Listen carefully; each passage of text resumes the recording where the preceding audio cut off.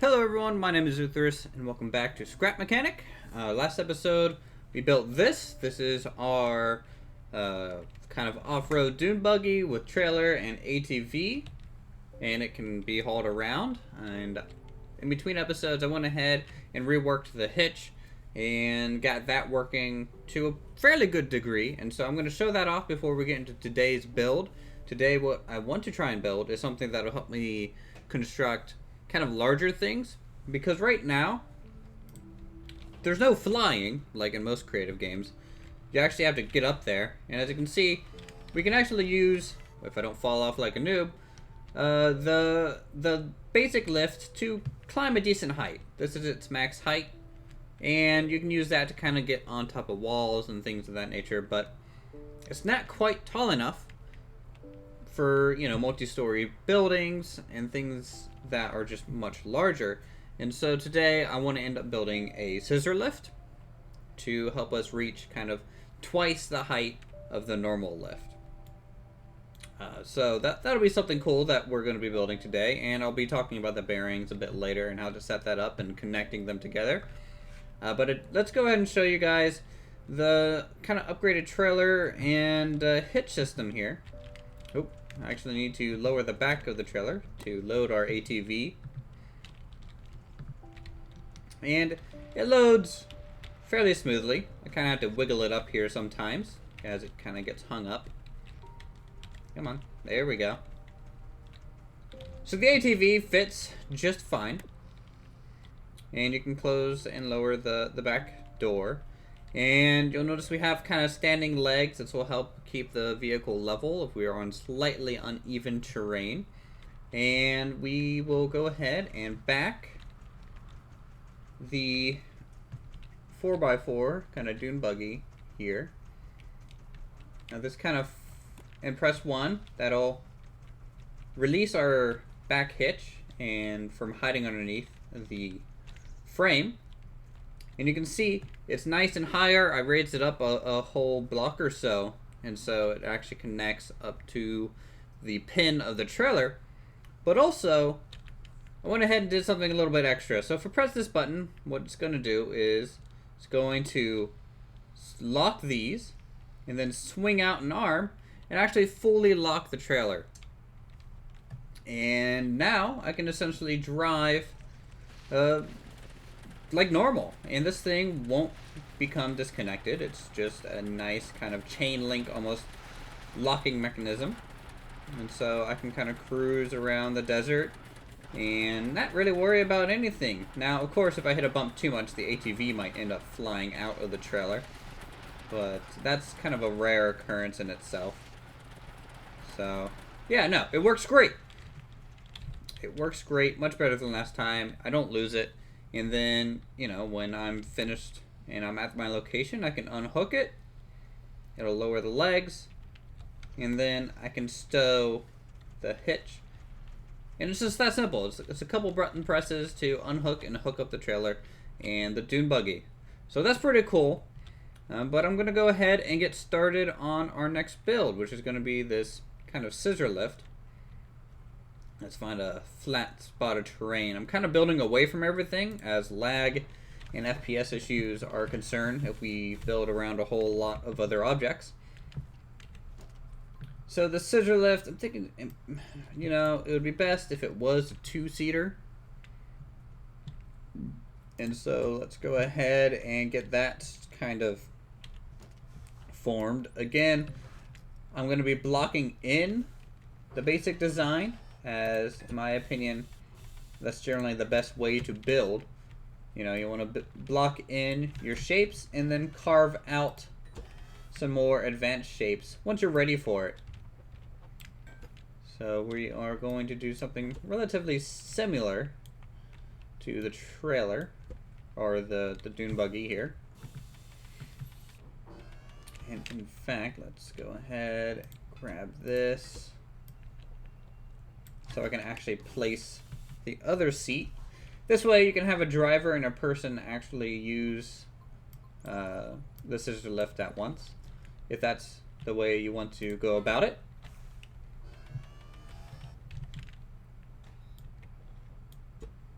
such a nice thing to have is this lift. I think I said last episode that I would really like to have something like this in Space Engineers, now that they have added planets, so you don't waste your jetpack fuel all the time.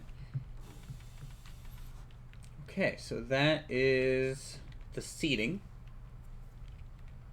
And let's go ahead and measure out kind of the lift part. We're going to need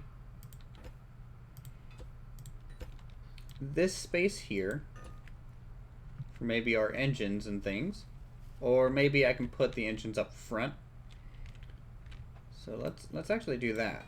We'll kind of take it in a layer. And you know, I don't do this very often, but we might actually go with an electric engine, though it is bigger than the gas powered, and the gas powered just kind of fit better in that space that we allocated for it. Yeah, we'll just stick with gas. Let's go ahead and establish where we want our front wheels to be. And I'm thinking, if this is the front end, let's put it almost parallel with that seat. Actually, no, that might make it a little tough to get in and out of. Let's just throw it right here. We'll put wheels in this rough spot.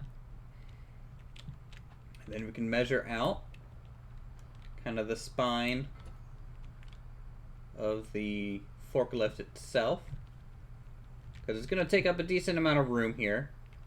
And we can put some other effects. It doesn't all have to be the forklift. It can be maybe half of it be the actual lift, and then the other half be like maybe some tools or what looks to be tools.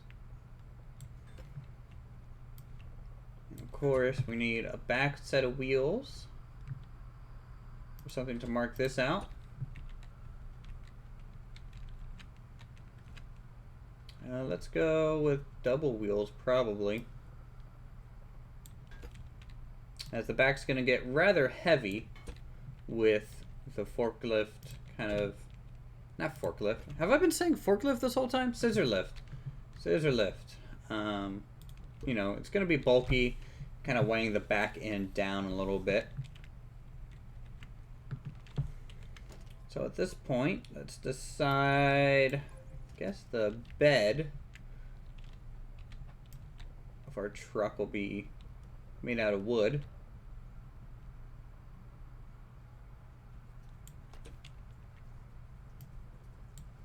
Alright. We'll have to eventually decide on the size of the actual lift part as well.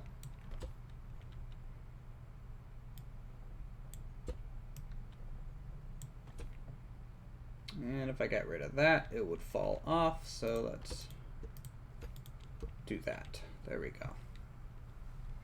You gotta be careful about cutting things in half, because you can't put them back together again. There's no real function. Also, they announced a dev update, or not a dev update, but like a dev blog for this game today or last night, and they were talking about some new tools that they were adding and potential sketches for maybe some of the robots that might be walking around eventually.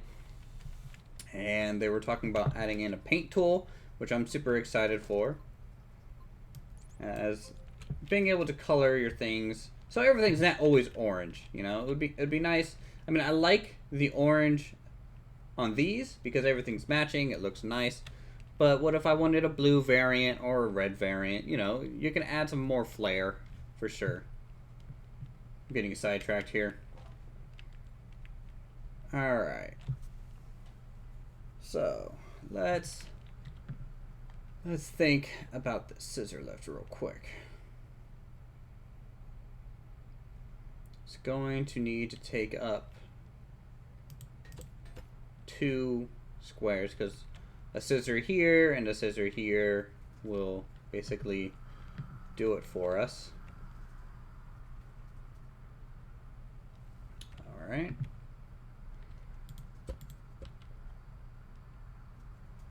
So you're gonna have to decide on the length of each blade. And I believe that's 5 for me.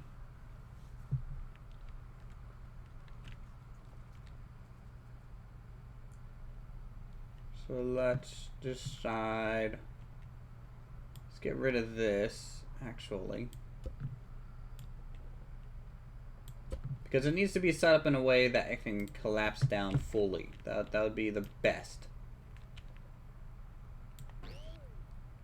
1, 2, 3, 4, 5, 6. Is that right? 1, 2, 3, 4, 5, 6. Yeah, that's all right. I'll put the next bearing in the center here.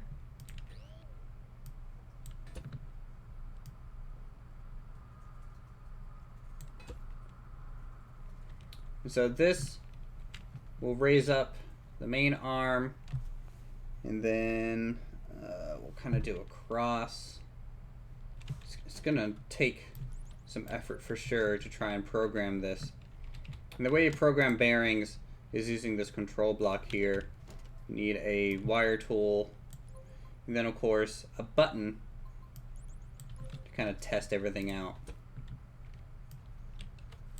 Alright. So the first bearing is that. Second bearing is this middle one. And then we'll wire the button to it. Its resting position can stay as it is now. And let's go ahead. You can see with these little arrows which way it's going to turn. So if I go to the red, it'll turn kind of clockwise. Blue is wow, it kind of depends on which way you're looking at it. Technically this is the correct way. Blue is clockwise, red is anti-clockwise. So we need to turn the first bearing anti-clockwise at a 60°. And this is going to be its resting. I kind of build things at its resting height initially. And we need to turn bearing 2 to the red. I think double to cancel that out. No, not right. 60. There we go. So that gives us a little bit of a scissor effect. Though it does look a little odd. Just a little bit. In which case we can build off of this one.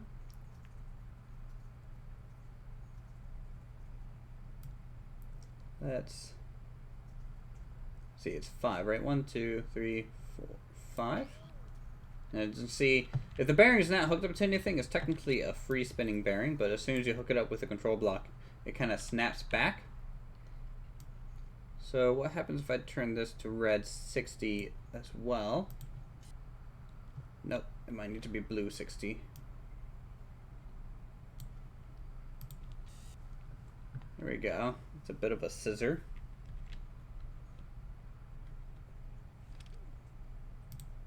Now this one ought to be blue 60. 1, 2. Oh boy.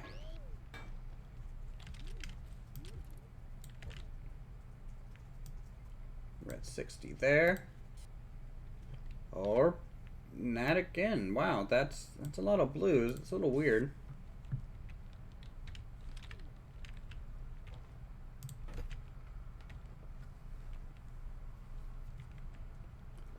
All right.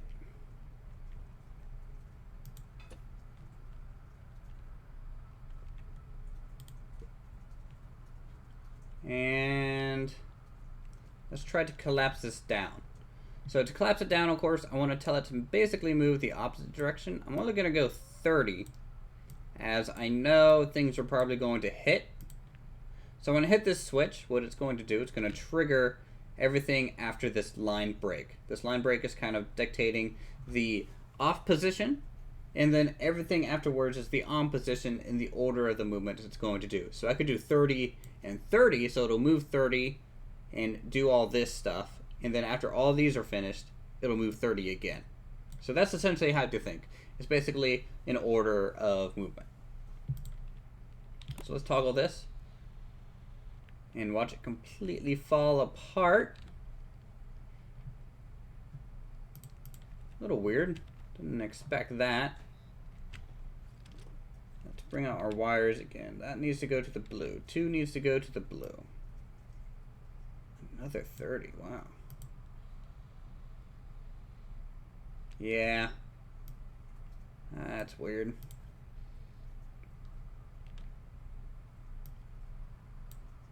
So 60 there. You know, let's try and just cancel that out for now. So what happens if I tell this to go 30 or 60 in the red, 60 in the blue? Well, that's half right. Which one went the wrong way? It's number 3. So number 3 needs to go the opposite direction. There we go. So things are expanding, but at a rather slow rate. It's already like 16 minutes or so in, and this is going to take probably a little while to get going. So I'm going to go ahead and continue to work off camera for a little bit, or maybe I'll just do a bit of a speed build, but I have a feeling that'll be too much footage to compress down and make it coherent. So I'll be back. Okay everyone, so I'm gonna end up splitting this up into 2 episodes. I did a lot of work off camera. As you can see, the thing is nearly completed.